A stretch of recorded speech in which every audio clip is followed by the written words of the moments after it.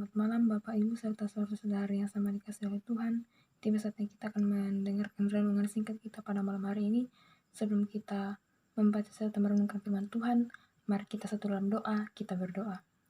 Kami mengucap syukur kepadamu Tuhan atas anugerah dan kebaikan yang terus Engkau nyatakan dalam kehidupan kami. Nyata di mana pada saat ini Tuhan, Engkau masih memberikan kami napas kehidupan hingga pada saat ini. Saat ini Tuhan, kami akan membaca sebagian dari firman-Mu. Persiapkanlah hati dan pikiran kami, sehingga kami mampu memahami maksud dari firman-Mu. Berkati juga hamba-Mu yang akan memberitakannya, urapi hamba dengan kuasa roh kudus-Mu, sehingga hamba mampu berkata-kata seturut dan kehendak-Mu. Inilah doa kami yang kami bawa dalam nama Tuhan Yesus Kristus, itulah Tuhan dan Juru Selamat kami hidup. Amin.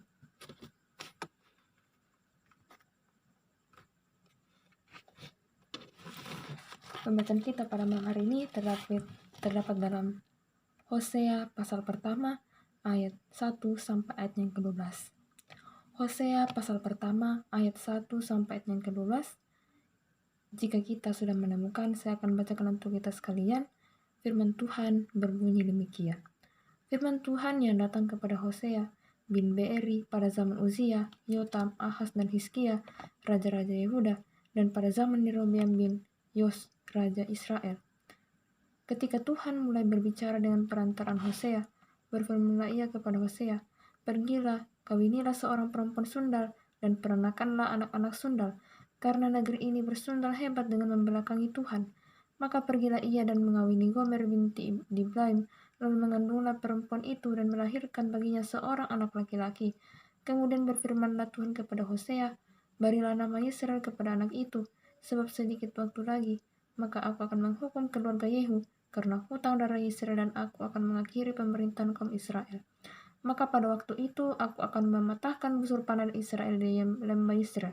Lalu perempuan itu mengandung lagi dan melahirkan seorang anak perempuan. Berfirmanlah Tuhan kepada Hosea, "Berilah nama Lo-ruhama kepada anak itu, sebab aku tidak akan menyayangi lagi kaum Israel, dan sama sekali tidak akan mengampuni mereka, tetapi aku akan menyayangi kaum Yehuda dan menyelamatkan mereka demi Tuhan Allah mereka. Aku akan menyelamatkan mereka bukan dengan panah atau pedang, dengan alat perang atau dengan kuda dan orang-orang berkuda." Sesudah menyapi, Lo-ruhama mengandunglah perempuan itu lagi dan melahirkan seorang anak laki-laki. Lalu berfirmanlah ia, "Berilah nama Lo-ami kepada anak itu, sebab kamu ini bukanlah umatku dan aku ini bukanlah Allahmu. Tetapi kelak jumlah orang Israel akan seperti pasir di laut yang tidak dapat ditakar dan tidak dapat dihitung.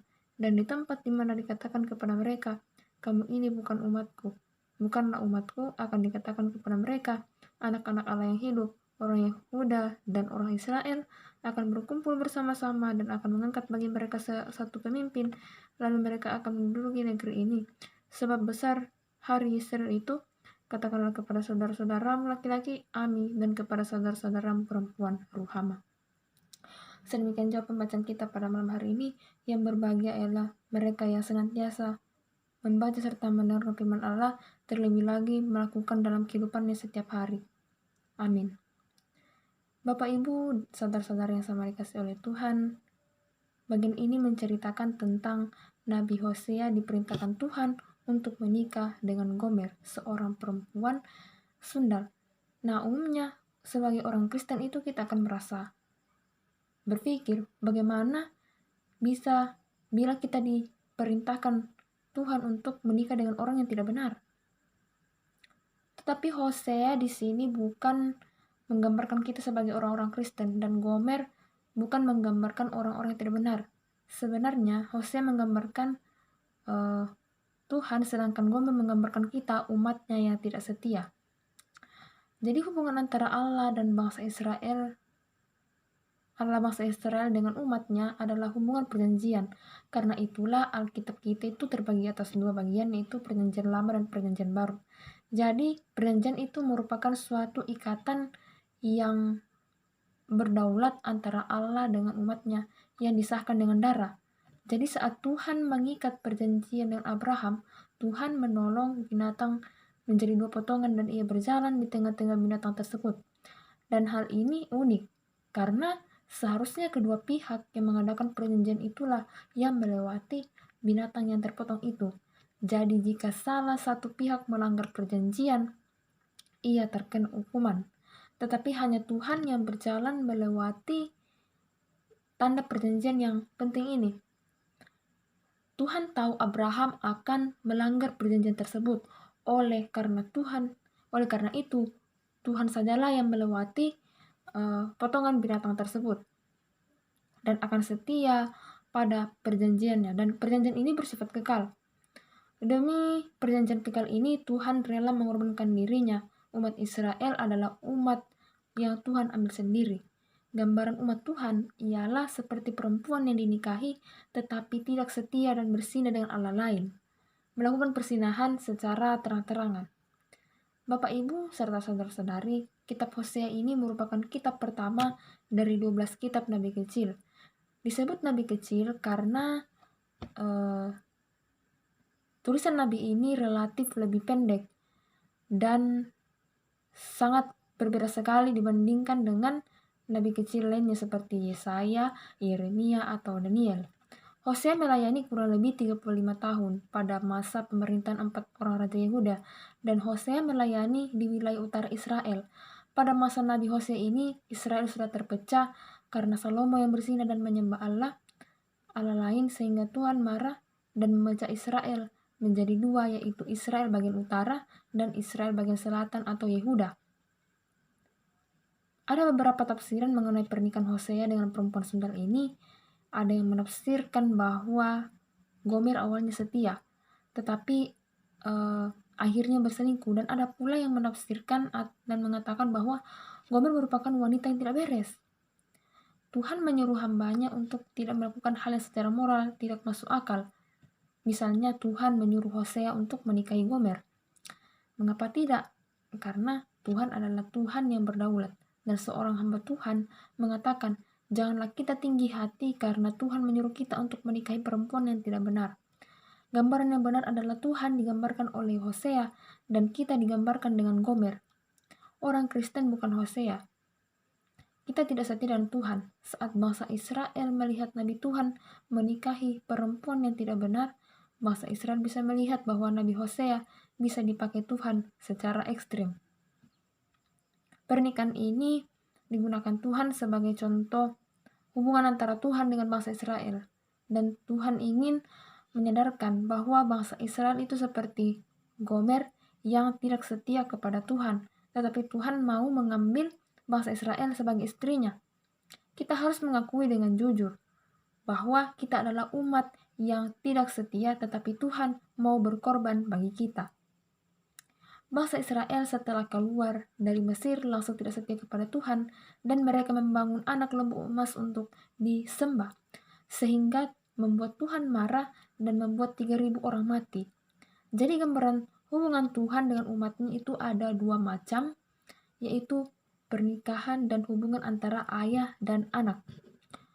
Pasal 1 kitab Hosea ini merupakan gambaran hubungan pernikahan, dan saat kita membaca bagian ini, itu seharusnya kita tidak jijik kepada Hosea, tetapi kepada Gomer. Mengapa ada wanita yang tidak beres ini? Tetapi jika kita analogikan dengan hubungan kita dengan Tuhan, ya kita seharusnya bertanya, mengapa Tuhan begitu baik mau mengambil kita yang begitu menjanjikan ini? Karena kita ini seperti Gomer. Nah, jadi ada 3 anak Hosea dan Gomer ini yang menggambarkan penghukuman yang diberikan oleh Allah karena ketidaksetiaan.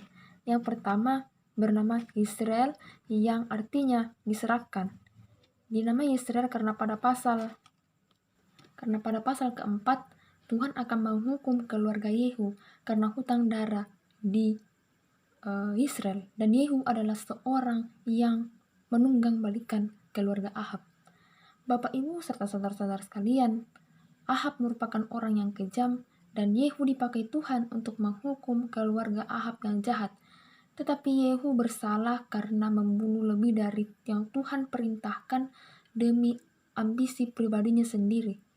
Jika Tuhan menggunakan seseorang sebagai alat untuk menghukum umatnya, bukan berarti alat ini diperkenan oleh Tuhan dan bebas dari hukuman. Tuhan akan mematahkan busur panah Israel dan busur panah merupakan lambang kekuatan politik, yang artinya jika busur ini dipatahkan, nantinya Israel akan lenyap dan hanya tersisa Israel Selatan atau Yehuda, di mana tahta Daud akan kekal selama-lamanya. Anaknya yang kedua perempuan bernama Lo-ruhama. Lo berarti tidak, sedangkan Ruhama berarti cinta. Artinya Tuhan tidak akan lagi mencintai dan mengampuni bangsa Israel. Hal ini berbalik dengan janji Tuhan di bagian awal, karena pada awal mulanya Tuhan mengatakan bahwa Tuhan mengasihi bangsa Israel. Sekarang Tuhan mengatakan Lo-ruhama, artinya tidak mengasihi. Jadi bangsa Israel keterlaluan sehingga Tuhan tidak mengasihi dan mengampuni mereka lagi. Tetapi Tuhan menggenapi janjinya dengan mengatakan Tuhan akan mengasihi bangsa Yehuda dalam ayatnya yang ke-7, dan Yehuda dilindungi dari kepunahan akibat bangsa Asyur. Anak yang ketiga diberi nama Lo-ami. Ami berarti umat, sehingga Lo-ami berarti bukan umat. Jadi bangsa Israel bukan umat Tuhan. Tuhan bukan lagi Allah bangsa Israel. Ikatan perjanjian Tuhan dengan bangsa Israel, perjanjian lama, dilanjutkan oleh Tuhan Yesus di perjanjian baru. Saat perjamuan kudus, darah yang dicurahkan bagi umatnya, ikatan perjanjiannya adalah Tuhan menjadi Allah dan yang percaya adalah umatnya. Jadi dosa membuat ikatan dilanggar, sehingga jika Tuhan mengatakan kepada bangsa Israel bahwa Tuhan bukan lagi Allah bangsa Israel, hal ini sungguh mengerikan. Ketiga hukuman yang dijatuhkan kepada bangsa Israel ini sangat mengerikan.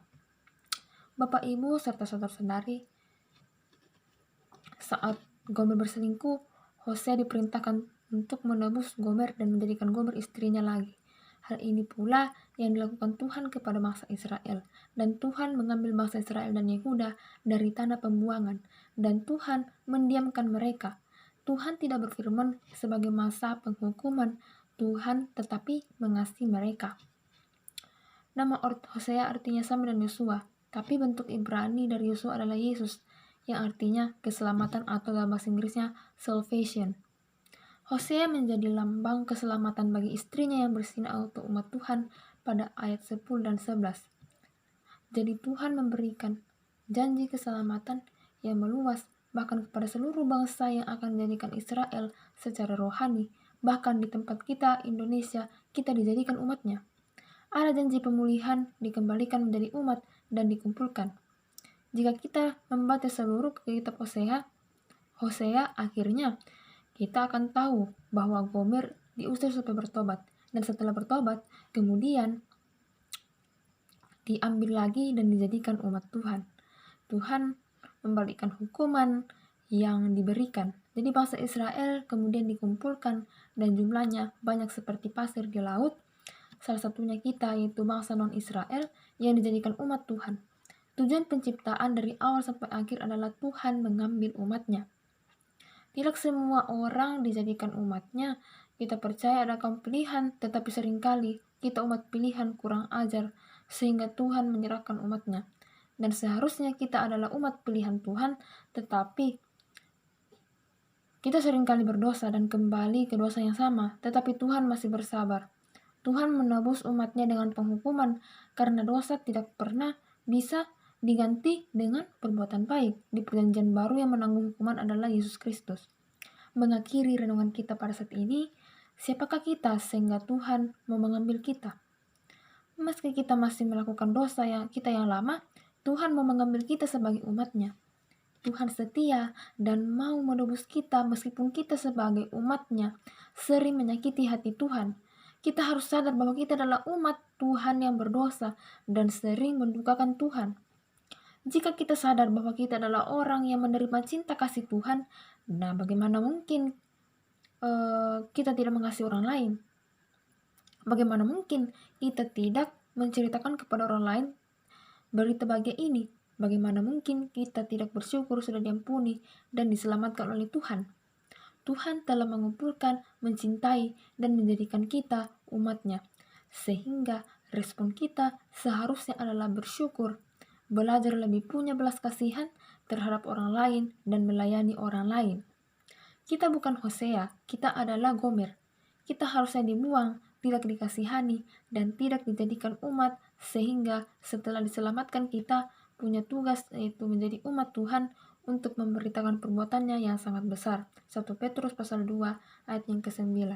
Dan tema kita pada bacaan kita pada malam hari ini yaitu kesetiaan Allah mengalahkan kesetiaan manusia. Terpujilah Kristus. Amin. Sebelum kita masuk dalam bersyukur, di saatnya kita akan masuk dalam bersyukur dan syafaat, mari kita satu dalam doa, kita berdoa. Kami kembali tunduk di hadapan hadirat-Mu Bapa, melalui segala ungkapan syukur yang Kau terus nyatakan dalam kehidupan kami, nyata di mana pada saat ini Tuhan, Engkau masih memberikan kami napas kehidupan hingga pada saat ini. Dan saat ini Tuhan, kami berterima kasih atas firman yang telah kami baca serta kami renungkan pada malam hari ini. Kiranya apa yang telah kami baca dan kami dengar dapat tertanam baik dalam hati kami dan kami dapat aplikasikan dalam kehidupan kami setiap hari. Melalui doa syukur syafaat kami ini, kami ingin datang mendoakan kedua orang tua kami, Bapa dengan Mama. Apapun usaha dan pekerjaan yang dilakukan oleh kedua orang tua terkasih kami, Tuhan senantiasa memberkati kehidupan mereka, keseharian mereka, pelayanan mereka, sehingga dari semuanya itu kami dapat memperoleh berkat-berkat untuk kami pakai demi kemuliaan nama Tuhan. Demikian juga kami yang dalam buku pendidikan mulai dari TK sampai perguruan tinggi. Tuhan kiranya senantiasa memberkati kami dalam setiap langkah kehidupan kami, masa-masa pertumbuhan kami, akal budi, pemikiran yang baik, sehingga kami senantiasa tekun belajar dan apa yang kami cita-citakan, itu semuanya boleh terwujud seturut dan kehendak-Mu. Demikian juga kami datang mendoakan keluarga, sanak, teman yang mengalami kelemahan tubuh oleh karena sakit penyakit yang diderita. Hadirlah Tuhan dalam kehidupan mereka, jamah tubuhnya yang sakit, sehingga dari semuanya itu mereka dapat memperoleh kesembuhan yang asalnya daripada-Mu. Berkati setiap makanan, minuman, obat-obatan, pendampingan medis, pendampingan keluarga, sehingga dari semuanya itu dapat menjadi saluran kesembuhan yang asalnya daripada-Mu. Dan ketika ia pulih kembali Tuhan, ia dapat menjalankan segala aktivitasnya dengan baik dan penuh sukacita, dan kami sama-sama menaikkan pujian, syukur, hormat hanya kepada-Mu.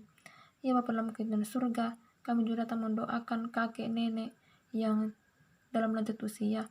Tuhan senantiasa memberkati kehidupan mereka dalam menjalani masa-masa tuanya, sehingga mereka semakin percaya bahwa hanya dalam nama Tuhan Yesus Kristus satu-satunya jalan keselamatan untuk sampai kepada Bapa di surga.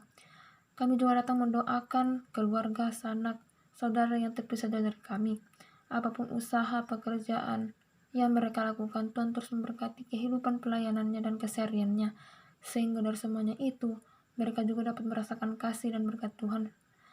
Kami juga datang mendoakan pemerintah bangsa dan negara kami, mulai dari pusat hingga ke pelosok, Bapak Presiden sampai kepala desa. Tuhan terus memperlengkapi mereka dengan hikmat dan kebijaksanaan, sehingga mereka dapat menjalankan segala tugas dan tanggung jawabnya sebagai seorang abdi negara, dan negara kami ini menjadi negara yang adil, makmur, dan sejahtera.